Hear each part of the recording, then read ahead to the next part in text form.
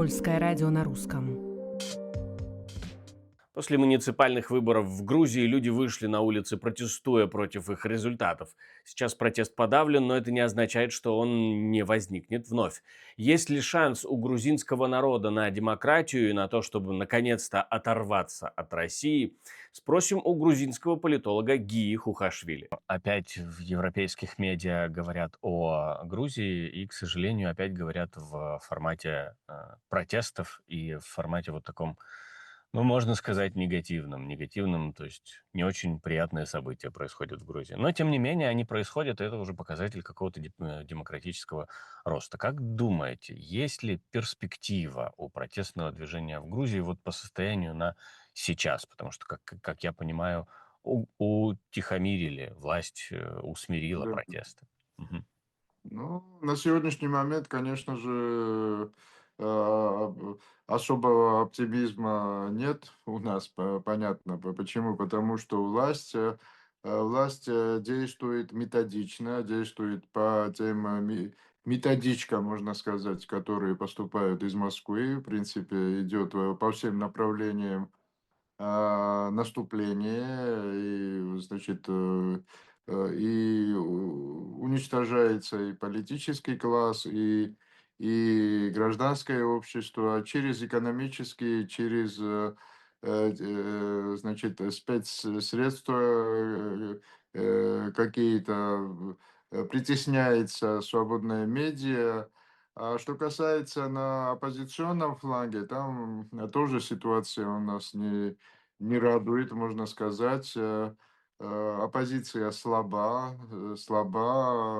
она потеряла доверие в народе, в том числе в протесте. И, в принципе, сейчас у нас получается ситуация, когда гражданский протест, который по своим масштабам очень большой, можно сказать, да, и политический класс живут раздельной жизнью.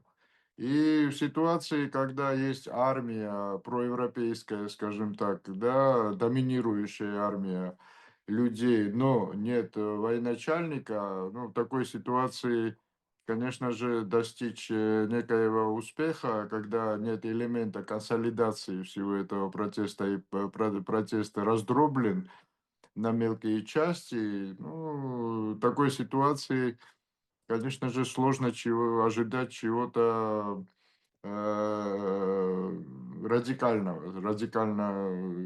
каких-то радикальных изменений.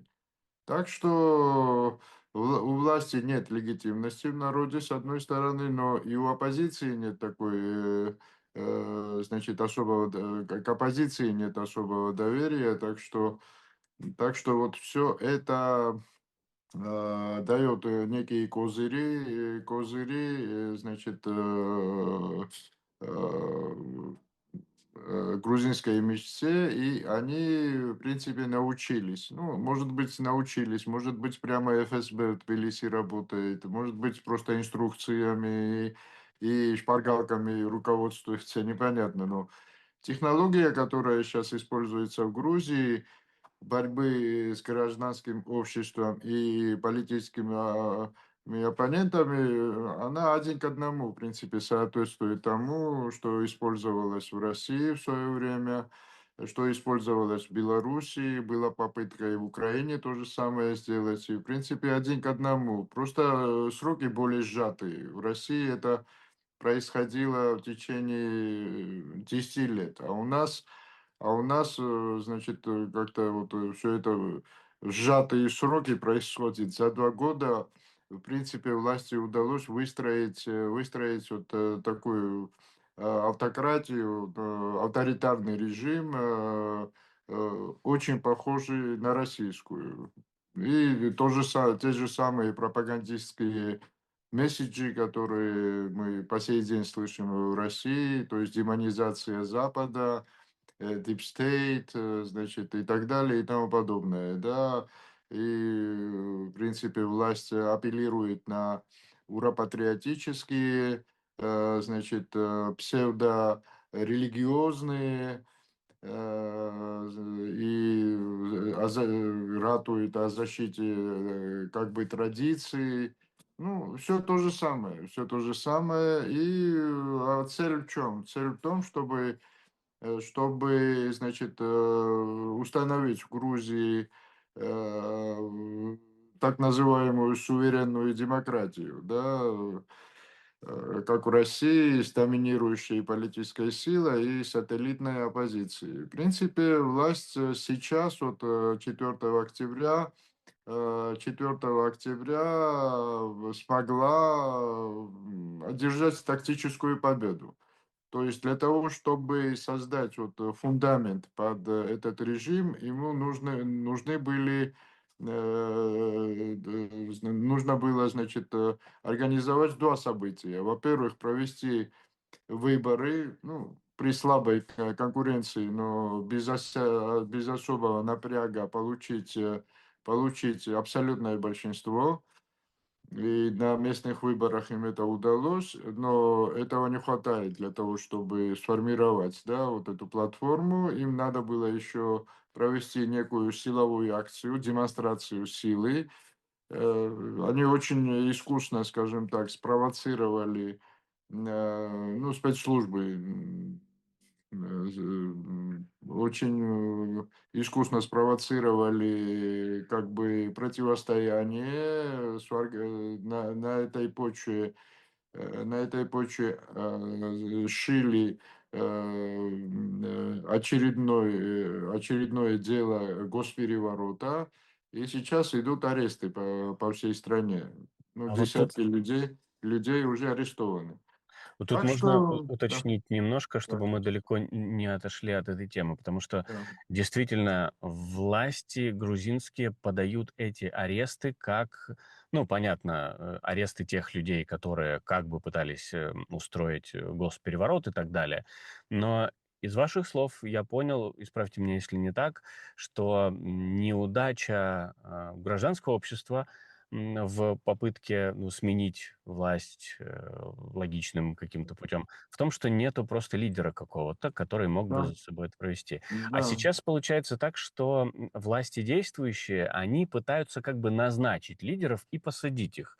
Или это, как? Ну да, в принципе, власти надо было найти, скажем так, козлов отпущения, да, их, значит, каким-то ореолом их окружить, да, как бы они, как будто бы лидеры, но что, ну, к примеру, я вам скажу, ну, известная личность, всемирный, значит, ну, это опытный певец Пата Бурчуладзе, он был назначен властью, значит, лидером переворота. Это настолько смешно, что, ну, дальше просто некуда, просто чистый абсурд, да.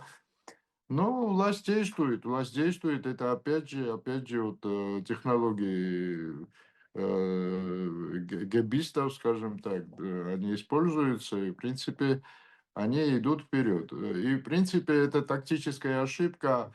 Власть преследовала цель не только вот учредить вот такую систему управления, да, как, ну, скажем так, по российским лекалам, ну, скажем так, они хотят сделать из Грузии, ну, аналог Азербайджана, скажем так, да, где есть автократия, но с другой стороны, эта автократия имеет связи и с Западом, значит, с глобальным югом, и со всеми, да, и как бы они нашли свое дело, свое место в международных отношениях. И власть пытается сейчас позиционироваться тоже вот что-то наподобие этого. Но понятно, что это непроходной вариант, потому что ситуация Азербайджана во многом отличается от ситуации в Грузии. В Грузии почему? Потому что Азербайджан интересен и своими ресурсами. У Азербайджана есть сильный лоббист, партнер в виде Турции. Ну, кроме того, их политика не отличается такой агрессивностью в сторону Запада, как грузинская, да. В принципе, в Грузии просто сумасшедший дом. Вчера даже был упомянуты, намеки пошли от премьер-министра, недовольного немецкой политикой на Геббельса, значит, ну, вообще по полный идиотизм пошел уже, да. Ну, там и прямые обвинения звучали в сторону Евросоюза, и послу Да, да, да, Евросоюза да. были невысказаны. А Ну, он все равно. ну, здесь, с одной стороны, в этом нет политической логики, да. Почему? Потому что если ты хочешь, ну, хотя бы какие-то отношения сохранить с Западом, да, можно и критиковать, можно и пропагандой заниматься, но есть красные линии, которые нельзя переступать, потому что после этого уже начинается сжигание мостов. Я задаю себе вопрос, почему они это делают? И единственный ответ, который у меня есть, это то, что, в принципе, здесь действует уже Россия. Да? Они, в принципе, как-то стимулируют эти дела для того, чтобы максимально отдалить Грузию, сжечь вот именно вот эти мосты, сжечь для того, чтобы, ну, более дешево заполучить нашу страну. Да? Почему? Потому что, ну, совершенно ясно, из Тбилиси это видно, что мы дрейфуем уже довольно-таки быстрыми темпами в Российскую империю. Просто ничего, никакой альтернативы не остается. Да? При этой политике. И что самое тревожное, вот опять же к началу нашего разговора возвращаюсь, то, что вот этот протест, и в принципе по всем исследованиям, то в том числе и провластных, поддержка европейского пути, ну, не менее 70% в Грузии. Несмотря на это, вот это меньшинство, как бы, да, меньшинство ведет страну абсолютно радикально, значит, противоположную сторону. Ну, есть некая слабая страховка, пока что у нас в Конституции прописано, что наш путь – это европейский путь, и это, в принципе, и российским, и грузинским деятелям как кость в горле.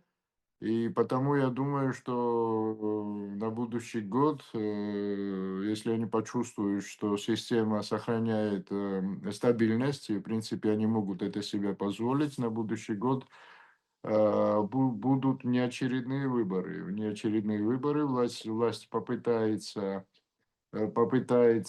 получить конституционное большинство в той или иной конфигурации, ну или в однопартийной, или просто со своими сателлитами, да, в сумме, и убрать вот этот пункт из Конституции. Я думаю, что из Москвы идет тоже этот заказ, потому что без этого интегрироваться, да, ну, в любом виде, СНГ или там в любом другом, невозможно. И власть будет в любом случае вынуждена провести эти внеочередные выборы. Ну, первый вариант я вам назвал, но если даже думать о том, да, о более мягком варианте, что Россия настолько ослабеет на будущий год, что нам удастся вырваться вот из этих тисков, да, и Бедзина уже кидала, да, он может кинуть и Путина, да, сейчас он этого не может, он себя чувствует заложником, он боится Путина, и сейчас выполняют все инструкции, поступающие из Кремля.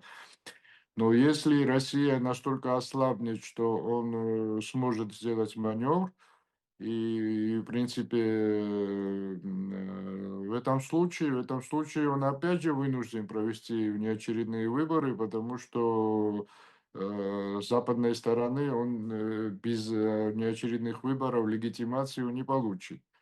Так что, по моему мнению, в любом случае на будущий год нас ожидают внеочередные парламентские выборы.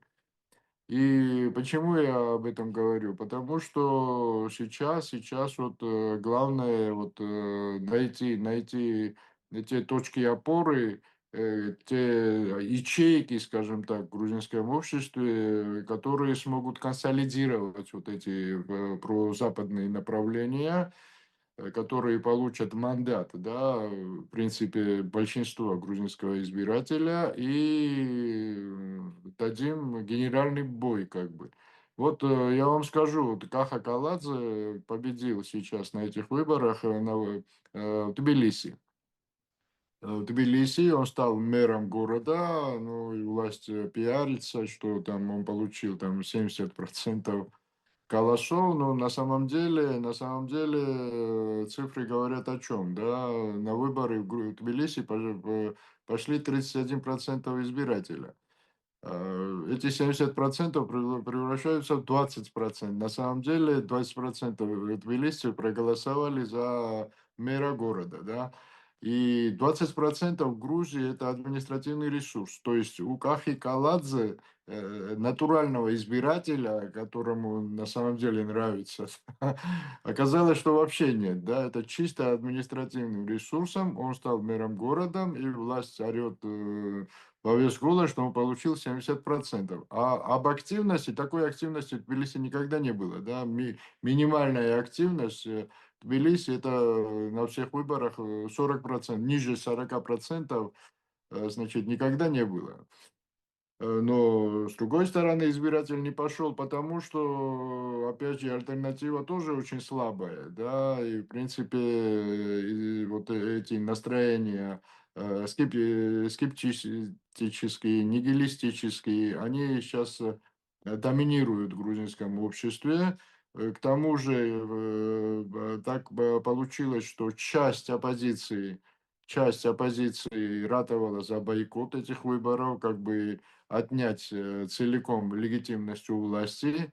Ну, я думаю, что это была очень серьезная ошибка со стороны оппозиции. Наоборот, надо было вырвать Тбилиси у власти, и все шансы были для этого. И, в принципе, арифметика показывает, что если бы, значит, активность была более 40%, имея в виду, что власть мобилизировала весь свой ресурс, да, электоральный ресурс, и, в принципе, больше 20% она не смогла набрать, да, при 40% явке власть проигрывала эти выборы. А что значит оппозиционный мэр Тбилиси? Дело в том, что мэр Тбилиси, он самая легитимная фигура, да, в Грузии. Почему? Потому что у нас прямой легитимации у других, значит, политиков нет, да, даже президента мы избираем через парламент. И, в принципе, получив вот такую альтернативную платформу институционную в Тбилиси, ну, я думаю, что за несколько месяцев можно было, конечно, уже раскачать власти и, значит, получить преимущество. Но здесь опять же сыграла вот эта наша национальная черта, когда все считают, что они самые умные и владеют, значит, истиной. И, в принципе, здесь пошла такая, ну, просто такая агрессивная склока между оппозицией. И, в принципе, одна часть оппозиции ратовала за то, чтобы оппозиция проиграла. То есть она помогала власти практически. Самая радикальная, и, в принципе, они говорили, они пошли в бойкот, и вот этот бойкот в итоге сыграл злую шутку. И на Наверное, выборах, и на это выборах, и на улице, да, и вот, часть этого бойкота потом, часть участия этого бойкота сложилась такая иллюзия, что они 4 октября там через уличную акцию, значит, могут победить власть, и как бы силовые структуры просто не сработают. Ну, такую иллюзию создали. Я думаю, что это все было стимулировано со стороны спецслужб грузинских, через провокаторов, через полезных идиотов, скажем так, и так далее, и тому подобное. И власть сыграла хорошо, можно сказать. мгм. Ну, хорошо сыграла, и, в принципе, тактическое преимущество по обеим направлениям. И и на улице, и на выборах, они А вне добились. Да, Внеочередные выборы в следующем году, о которых вы говорили, да. будут означать не только продолжение политического процесса, но и продолжение протестов, как я понимаю. Ну, то есть противостояние будет на улице продолжаться. Да. Ну да, да. Ну, если это в том случае, если гражданскому обществу удастся, да, сейчас перегруппироваться и устоять. Почему? Потому что власть, конечно же, вот я сказал уже, что по российскому алгоритму они сейчас попытаются задушить всю альтернативу, да, и загнать на кухню, весь протест загнать на кухню. То есть они понимают, что сейчас протест никуда не уйдет, не денется, да, их сейчас так критически настроенное население завтра не полюбит. Но если им удастся раздробить все это и на кухню загнать, да, ну, в принципе, их цель в этом и состоит. И сейчас основная борьба будет, наверное, за то, чтобы сохраниться. 2-3 месяца понадобится, а потом уже надо не просто апдейт, да, политического процесса, а целый апгрейд надо делать, да. Почему? Потому что те игроки политические, которые сейчас на поле вот этой политической борьбы, они тем стандартам, которые нужны консолидации, вот, и, значит, капитализации всей этой энергии, у них нет. Так что сейчас надо что-то думать, что-то придумывать и выводить, значит, то есть найти военачальников, скажем так, да, выложить реальный план действий, а не просто иллюзии какие-то. Работа предстоит большая, а власть будет пытаться этого не допустить. Так что посмотрим, что будет. Грузинский политолог Гия Хухашвили, а мы с вами следим внимательно за развитием ситуации в Грузии. Польское радио на русском. Это подкаст «Главное. Действительно о важном». О том, о чем необходимо сегодня знать.